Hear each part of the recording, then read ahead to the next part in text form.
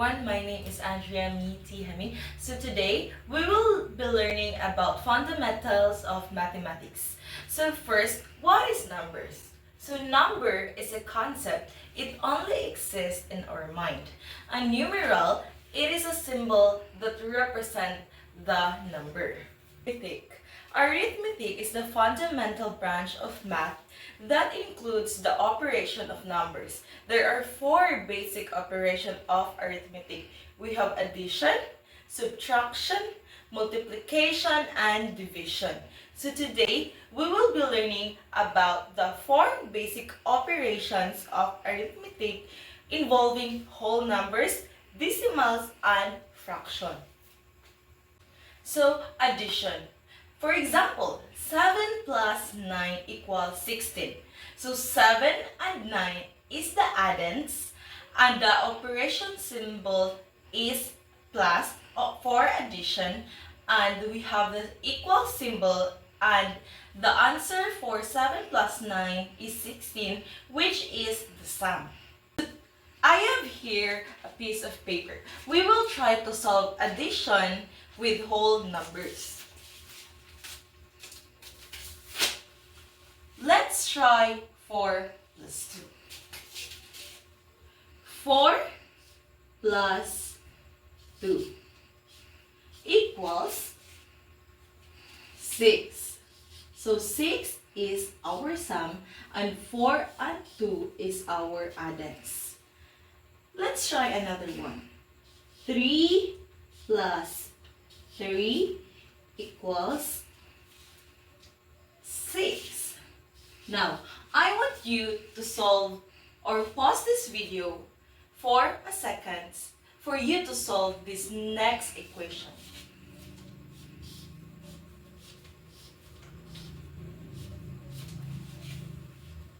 So 7 plus 1 is 8. Now, let's try to make it harder. Let's have tens and ones. So let's try 24. In writing we have a tens, we should write it like this. We have 24 plus 7 equals. So in adding this one, we should start with the ones place. So let's try 4 plus 7 equals 11. We have 1 and carry 1. So 2 plus 1 is 3. So 24 plus 7 is 31. Let's try another one. 18 plus 9. So let's start with the ones position. So the ones is 8 and 9. So 8 plus 9 equals 17. We will carry the 1. So 1 plus 1 is 2. So 18 plus 9 is 27. Now, we will try to solve with hundreds and tens.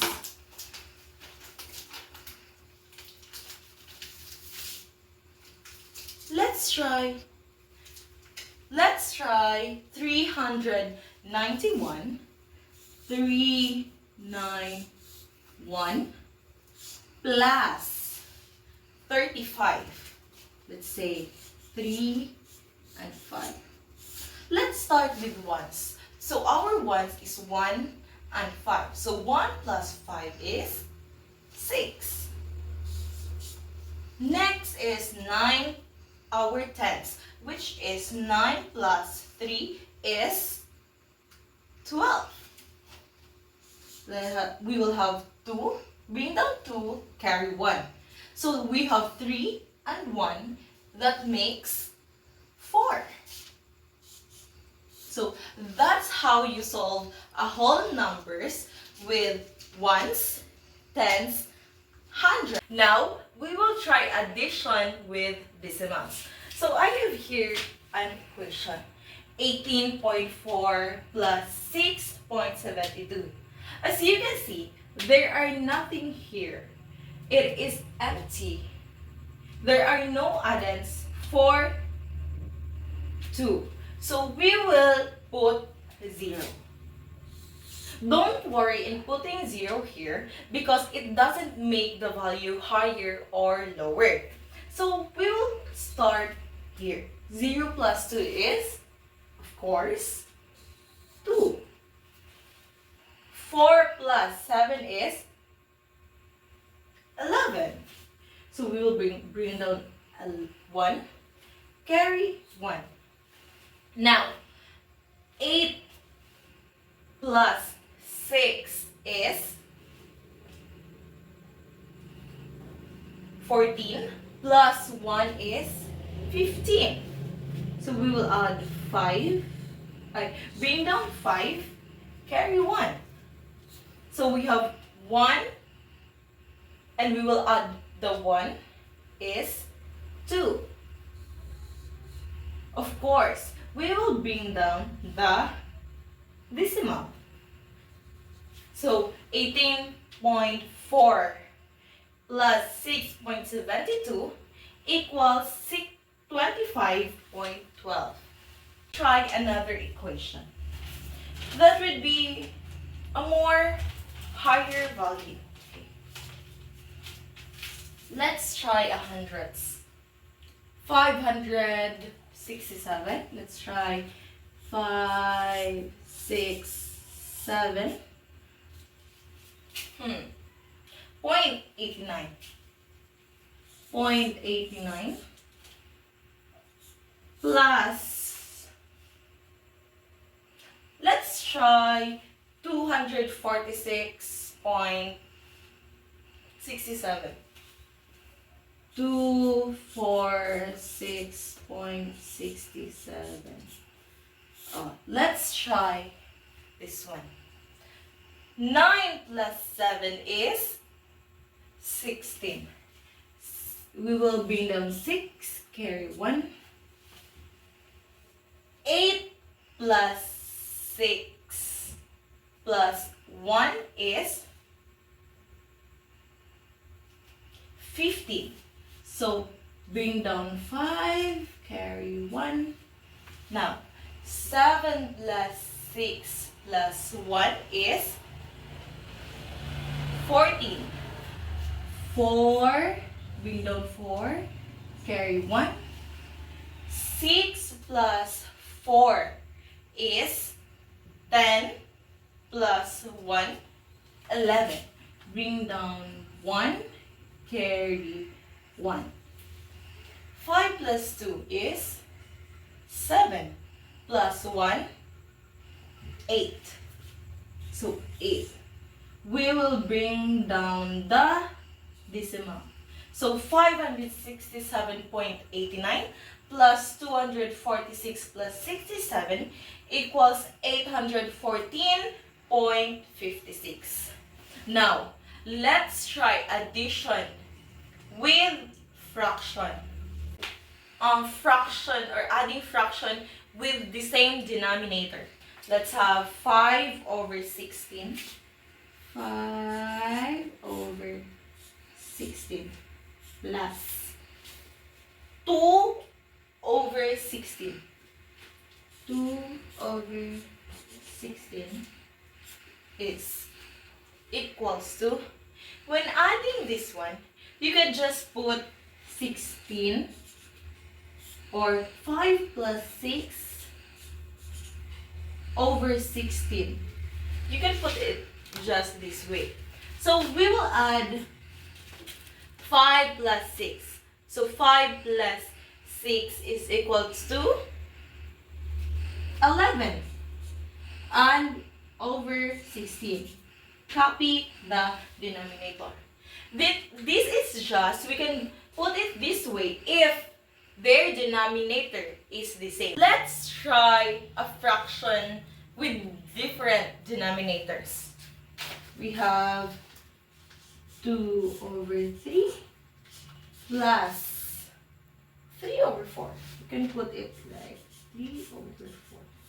Now, the most easy way to solve this one is through a butterfly method. Let's start with this one. 2 times 4, we can put it like this. So, 2 times 4 is 8. You can put it 8. And 3 times 3 is 9. Very good. 9. So, we can now add this one. 8 plus 9 is 17. Very good, 17. Over, now we can multiply 3 times 4. 3 times 4 is 3 times 4 equals 12. Now, this is the answer. 17 over 12. So, this is called the butterfly method because it looks like a butterfly. How you solve an addition of whole numbers, decimals, and fractions. Now let's move to subtraction. So let's try 6 minus 2 equals 4. So 6 is our minuend and 2 is our subtrahend, and we have the subtraction symbol and the equal symbol, so the 4 is their difference. So 6 minus 2 equals 4. Now, let's try to solve 8 minus 7. That is 1. But what if we will try to put 7 first, so 7 minus 8. So what do you think will be the answer? So it would be negative. Negative 1. Because 7 minus 8 cannot be. So if we have 7 and she or he, a person needs 8, so there are 1 that is missing. So that is negative 1. Let's have 3 minus 2. Again, it's 1. Let's try to solve a little bit complex. Let's have 36 minus 7. Now, we can see that this one, or 6 minus 7, cannot be. So, we will borrow 1. So, the 3 will be 2 because we will borrow 1. So, now we will put 1 here. So, this becomes 16. So, 16 minus 17 is 9. So, we will put 9 here and bring down 2. So, 36 minus 7 is 29. Let's try both the minuends has tens. We have 73 minus 81. Now, as you can see, 3 minus 1 is 3 minus 1 is 2. And now, you can see here that 7 minus 8. So, the minuend is higher. So now, we will be 7 minus 8 is, there is 1. So this would be negative 12. We will carry the sign negative because this is gonna be. Now let's try hundreds. 734 minus, let's put 579, a more harder one. So automatically this cannot be, right? So we will borrow 1 from the 3, so the 3 makes 2, and we will put 1.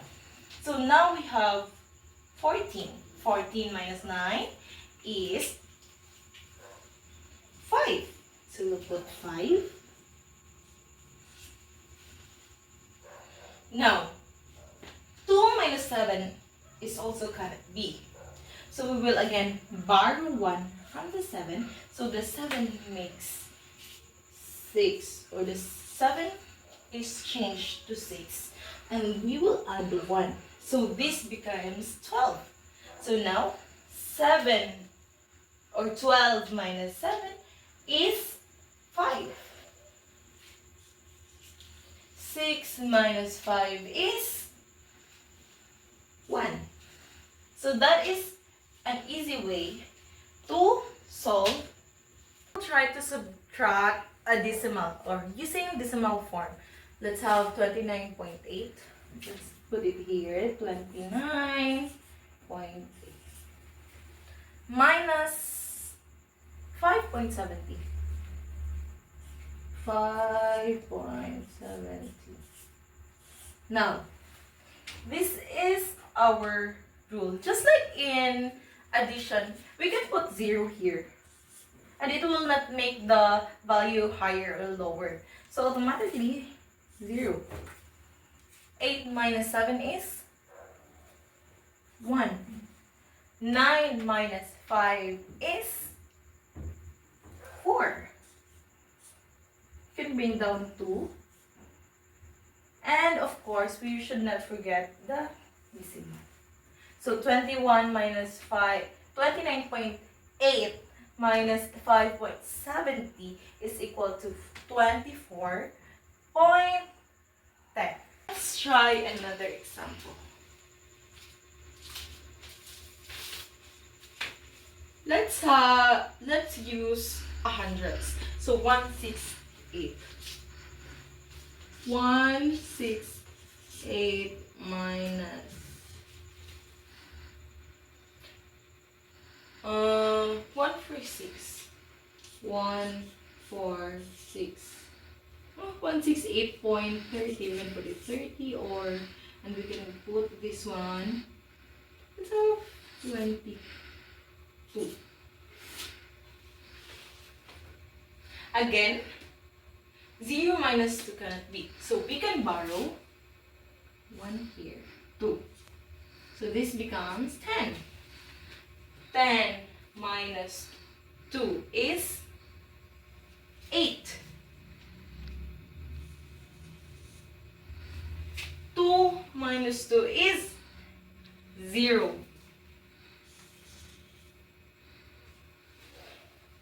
8 minus 6 is 2. Okay. Oh, we will bring down the decimal points. Put 2. 6 minus 4 is 2. 1 minus 1 is 0. So now, 168.30 minus 146.22 is 22.08. Let's try another one.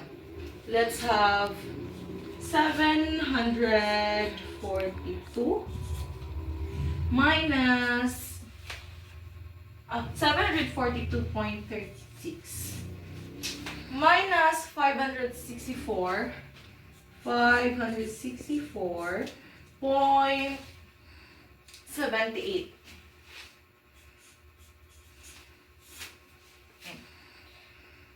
6 minus 2 cannot be again. So we will borrow 1 here. here. So the 3 becomes 2.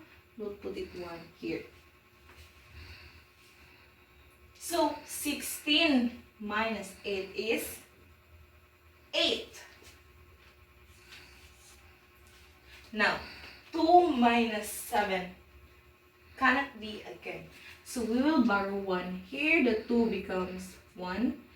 And this becomes 12.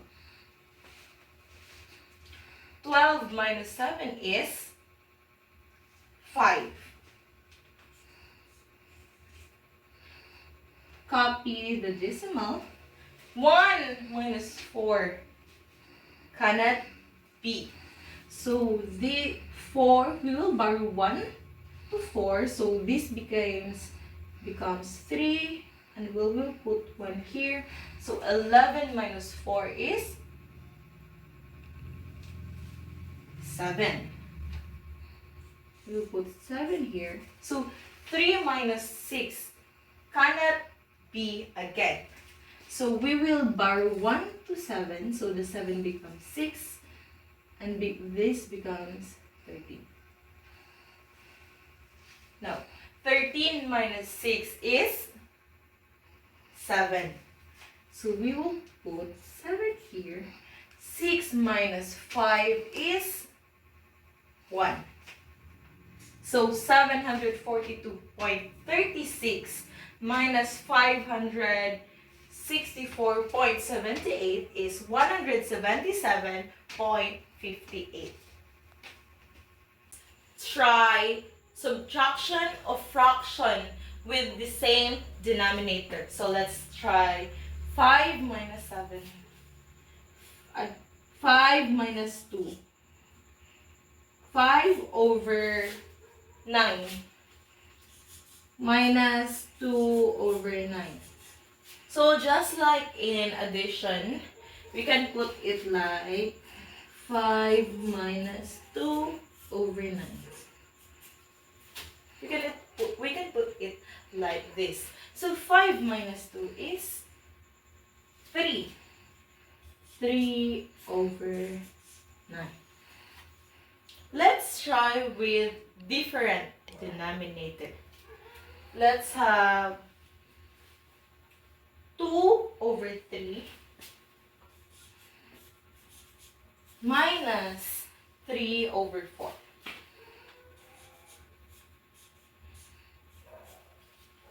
Just like in addition, we can use butterfly method. Let's have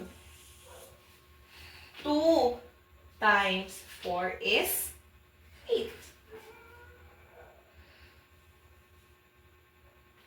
Let's have 3 times 3 is 9. So we can subtract this one. 8 minus 9.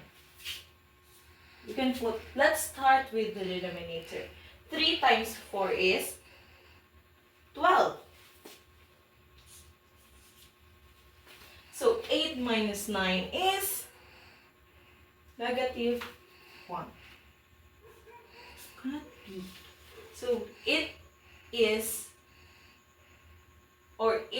cannot be. So this is a wrong equation. So this is how you solve a subtraction of whole numbers, decimals, and fraction. We will try multiplication. Let's try this example. 7 times 3 equals 21. So the 7 is our multiplicand, and the x or the times is our multiplication symbol. The 3 is our multiplier. We have the equal symbol, and the 21 is our product. So let's try to solve multiplication of whole numbers.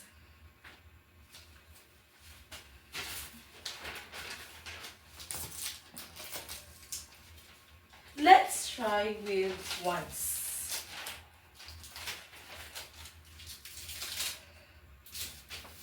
Let's try 7 times 4.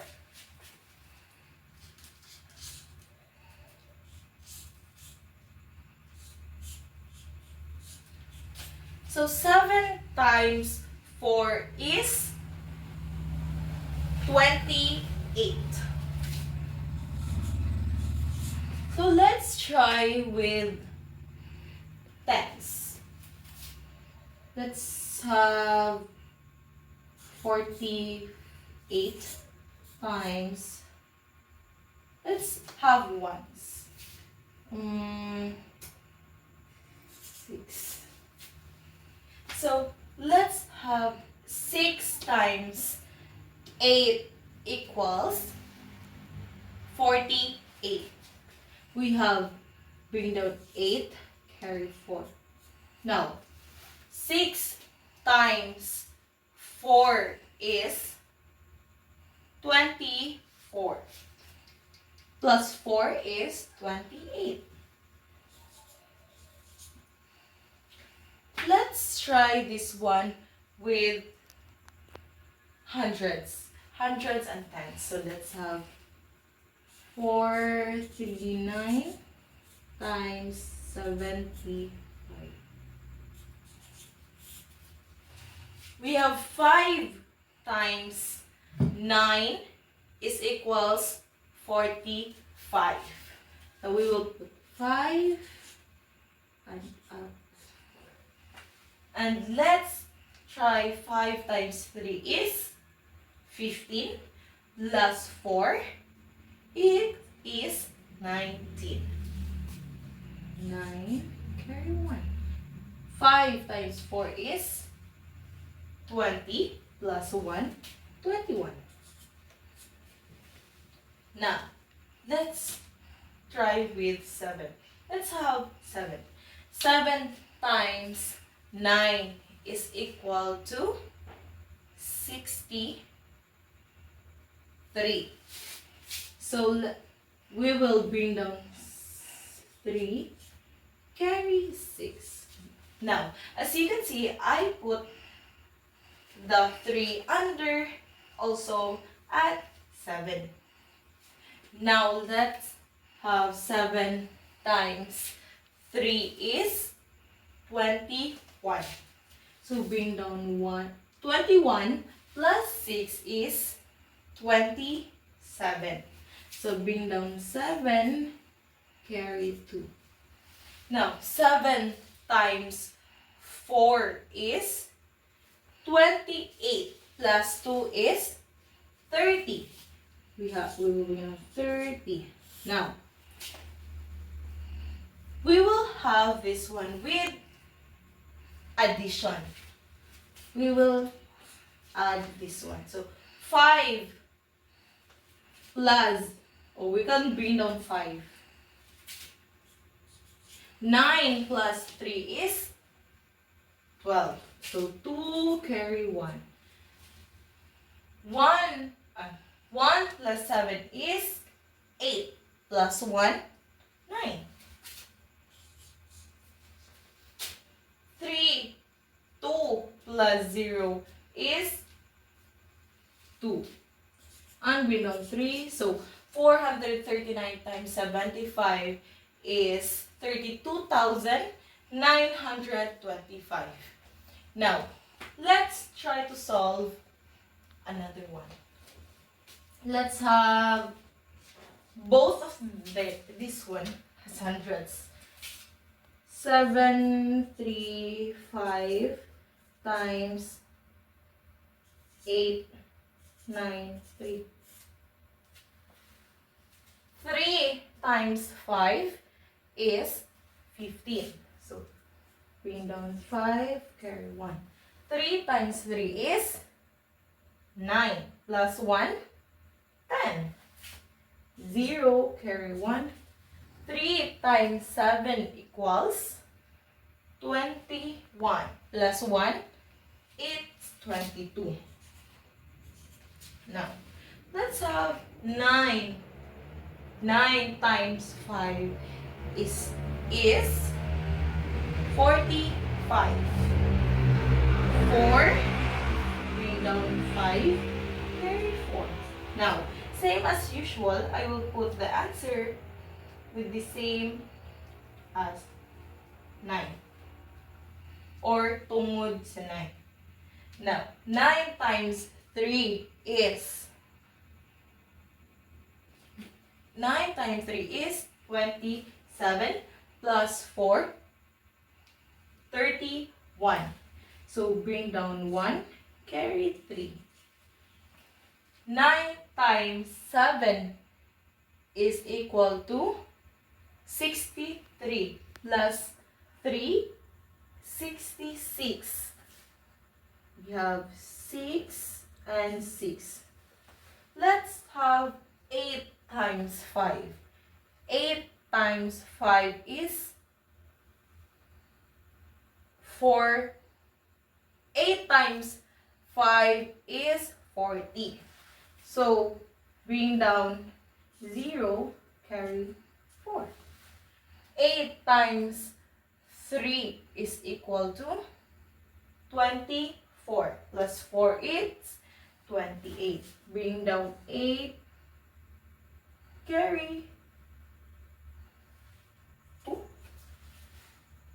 Now, let's have 8 times 7 is equal to 56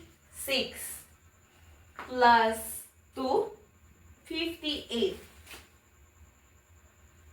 8 and 5. Now, same as this one, we will add the next one. Bring down 5. Bring down 5.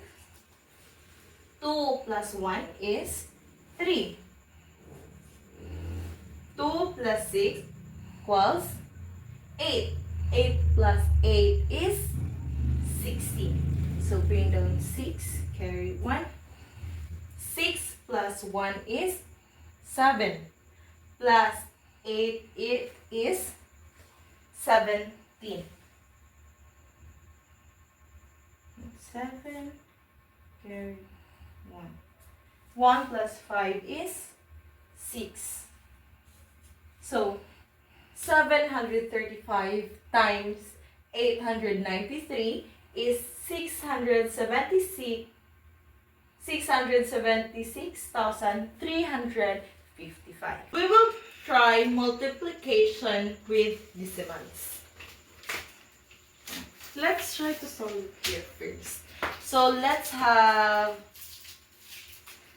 4.7 times 4. 4.7 times 4. Now, 7 times 0, because there is 0 here.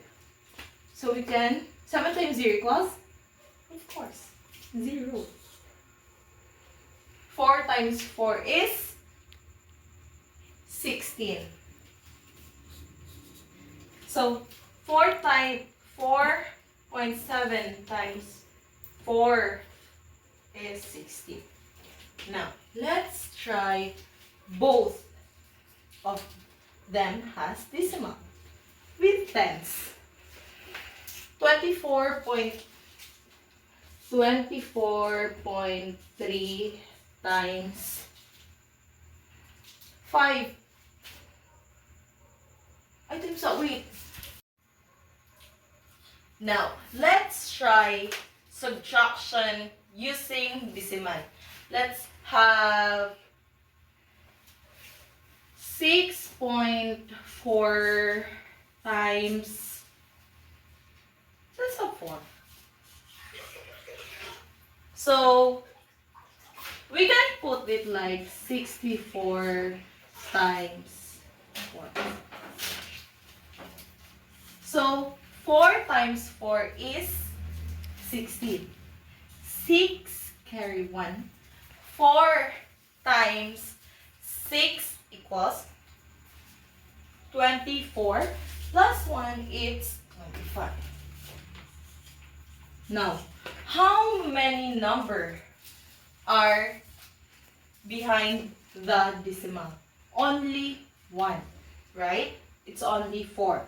So we will be putting the decimal behind a 1 number.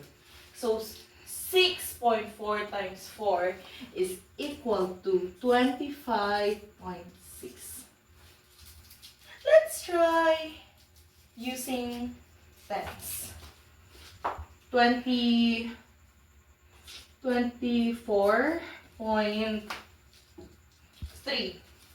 Let's say 24.3 times 5.7.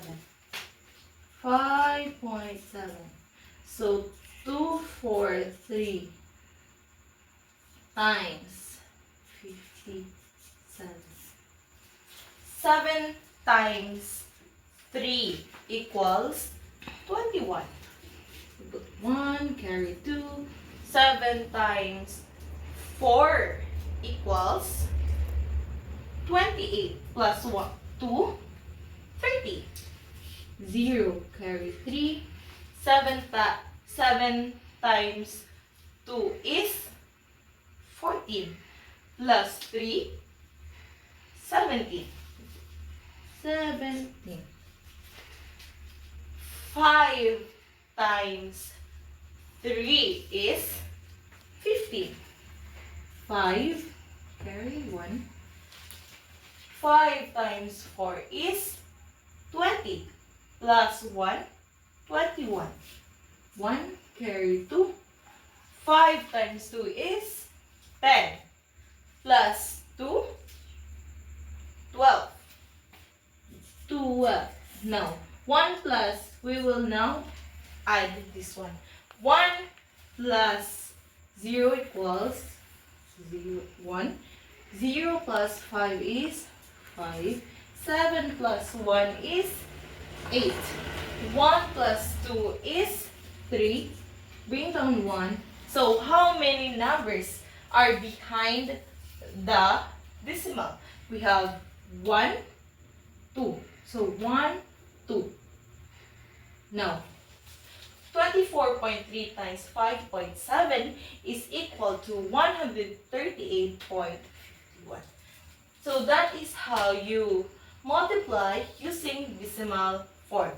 Now, let's try using multiplication of fraction. Let's try 1/4 or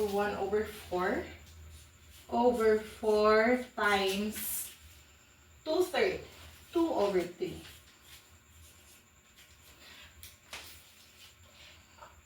In subtraction and addition, we use butterfly method. But using this or using multiplication, we can just multiply directly the fraction. 1 times 2, 2. 4 times 3, 12. So there you go, 2/12. Let's try another example. We have 6/7 times 8/5.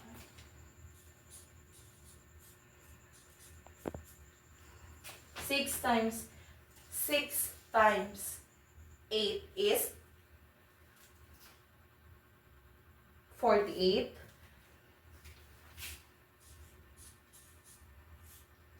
7 times 5 is 35.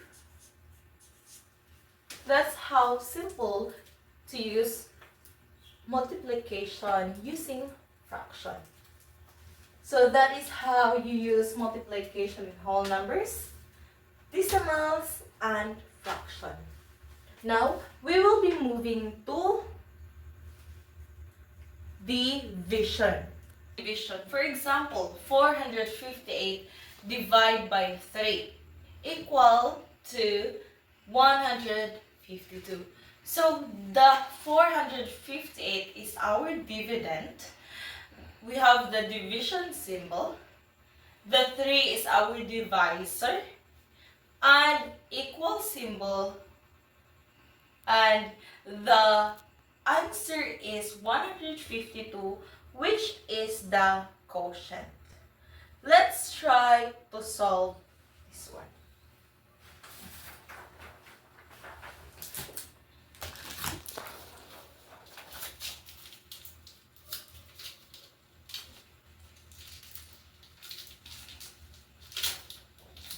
Let's try to solve 458 divided by 3. How did we get the 152? So, 458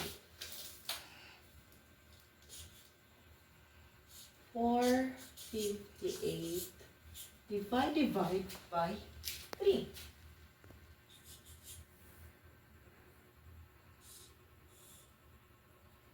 We will put the divisor outside, which is 3, and the 458 inside, which is the dividend. Now, how many 33 or how many 3 are in 4? 45. So, how many 3 are in 45? How many 3 are in 45? So, how many 3 are in 45? There are 15. So, 15. 15 times 3 is 45. This 45 minus 45 is equals to 0. Bring down 8. So, how many 3 are in 8? We have 2. So, 2. 2 times 3 is 6. 8 minus 6 is 2. So, now we have remainder 2. So, 458 divided 3 is 152, remainder 2. Let's try to solve another equation. Let's have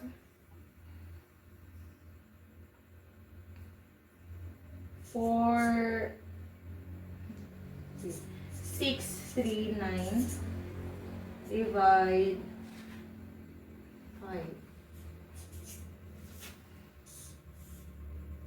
We will put the dividend inside, the divisor outside.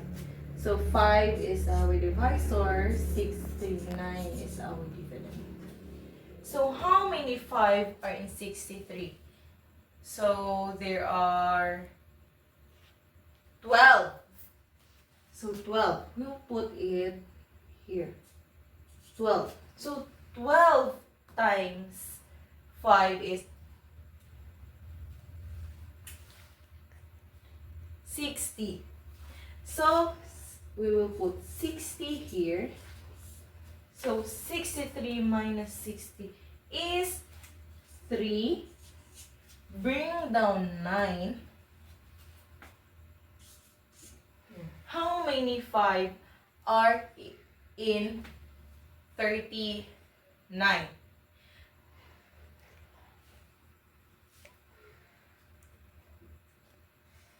So how many 5 are in 39? So we have 7. So let's put 7 here. So 7 times 5 is 35.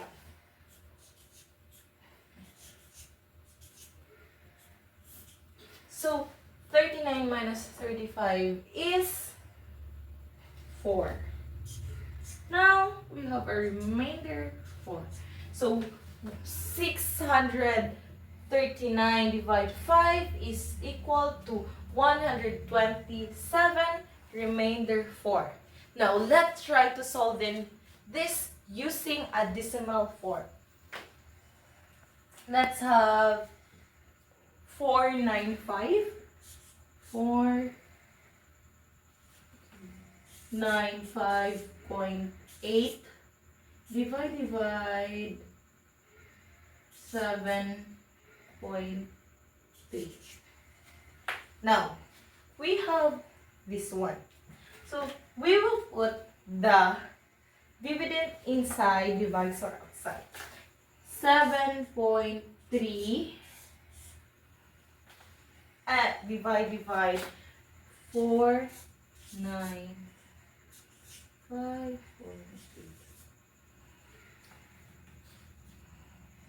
95.8. Now, let's put the 3 decimal here. So this became 73. So we also will put this one here. So this becomes 958. So how many 73 are in 95? There are 1. So I will put 1 here. So 1 times 73 is 73. 73 95 minus 73 is, we will put 2 and 2. So 22. And we will bring down 8. So 228. So how many 73 are in 228? There are 3. So there are 3. So 3 times 73 is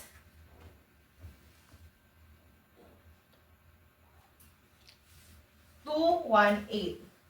218. So 0, 1, 0. So remainder 10.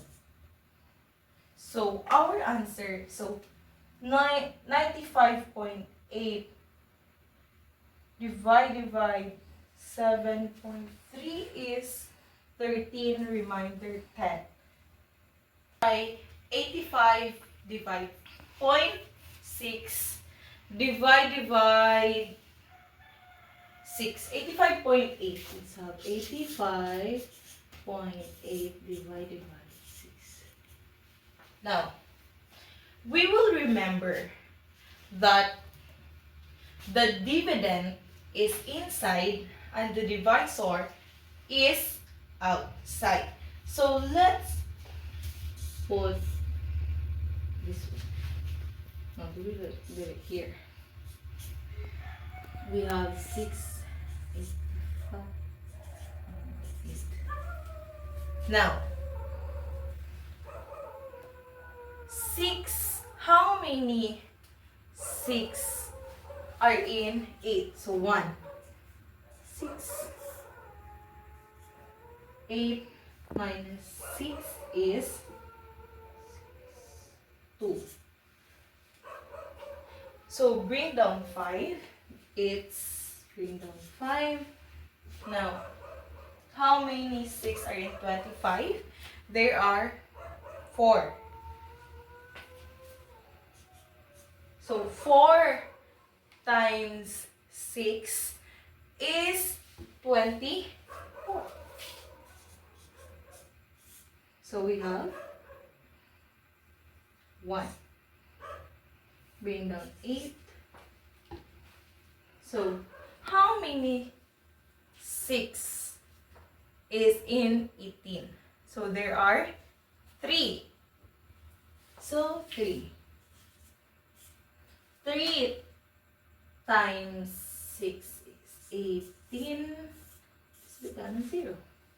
So that is how you divide using decimal point. Now, let's have division using fraction.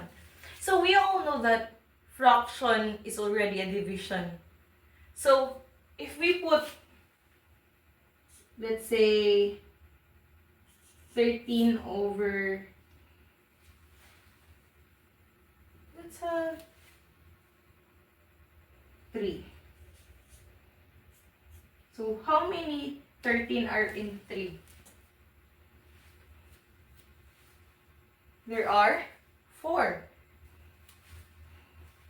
Because 4 over 4. There are 4.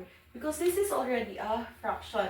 So let's try to divide it using a fraction. Let's have 9 over 6. Divide 5 over 3.